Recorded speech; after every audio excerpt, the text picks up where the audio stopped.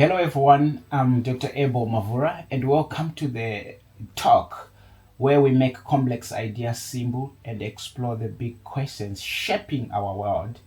If this is your first time joining me, thank you for being here. In my previous episode, we explored a fascinating question: what is systems thinking? Today, I want to build on that conversation by asking another question, one that has fascinated me for so many years. Why do smart people still fail to solve big problems? Think about it.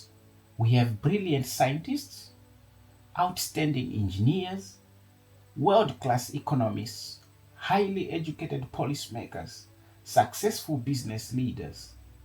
And yet, despite all this knowledge and expertise, we still have so many challenges. We talk of poverty, climate change, conflicts, health inequalities. Why? Is it because we are not intelligent enough? I don't think so. I think it is because many of these problems, many of the problems that we face are not simply intelligence problems. They are systems problems. Let me explain what I mean. Imagine a city experiencing severe traffic congestion. The obvious response might be, we need more roads, we need more pathways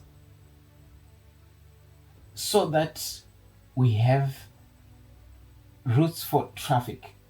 People can move around faster, but after time, congestion returns. Sometimes it becomes even worse. Why? Because traffic is not only a road problem, it is connected to where people live, where they work, how cities are designed, the availability of public transport, housing affordability. You think of economic opportunities, even human behavior. A road does not exist by itself, it is part of a much larger system. And this is the challenge with many of the problems that we face today. We often focus on one visible issue, and we have that tendency of ignoring the network of relationships that produce it. Now think about healthcare. Someone develops a persistent cough. The doctor provides medicine. The cough improves, but a few weeks later, it returns. Eventually, someone discovers that the person's home is a serious environmental problem. The cough was not the real problem, it was a symptom. The deeper issue existed within a wider system. This wider system, it is involving housing condition, the environment, health, and other issues. We treat unemployment but ignore education systems. We improve your education but overlook housing.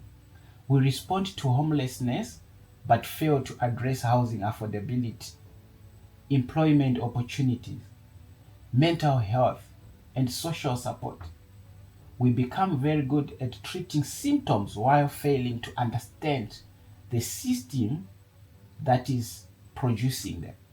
One of the biggest misconceptions in our society is that intelligence alone produces good solutions. No, it doesn't.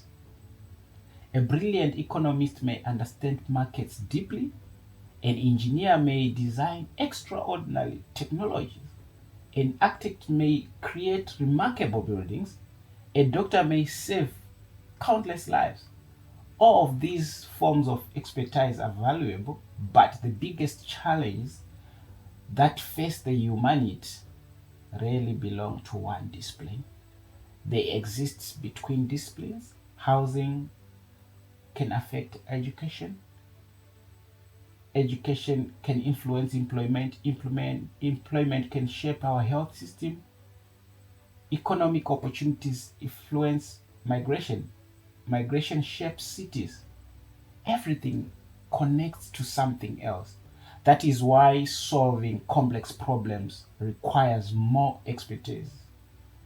It requires understanding relationships.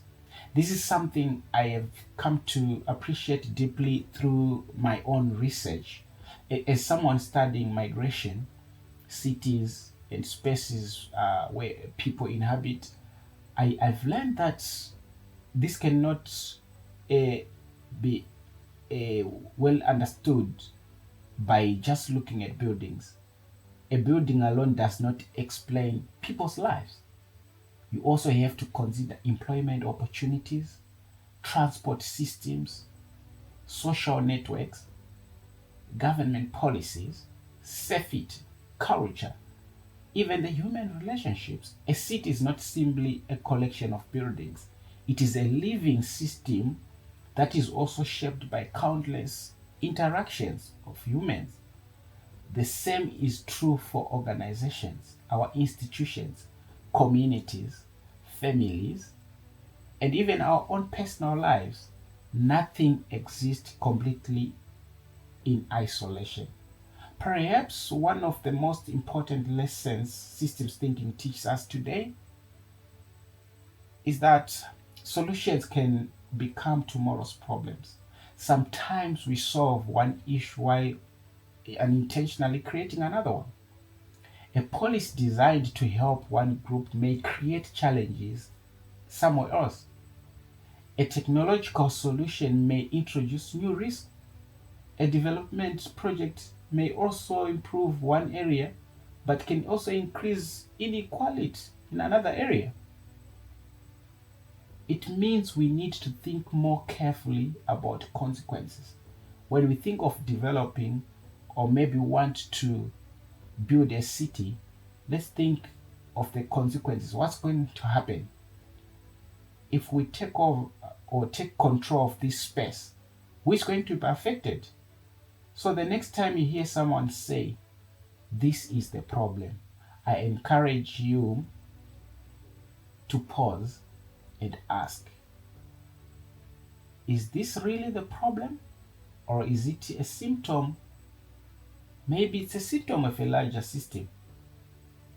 Because once you begin asking such questions, you start seeing the world differently. You stop looking only at events. You begin noticing patterns. You stop searching for simple causes. You start understanding relationships. You move from blaming individuals to examining systems. And that shift in perspective can transform the way you approach your work, your leadership, your research, even your daily life.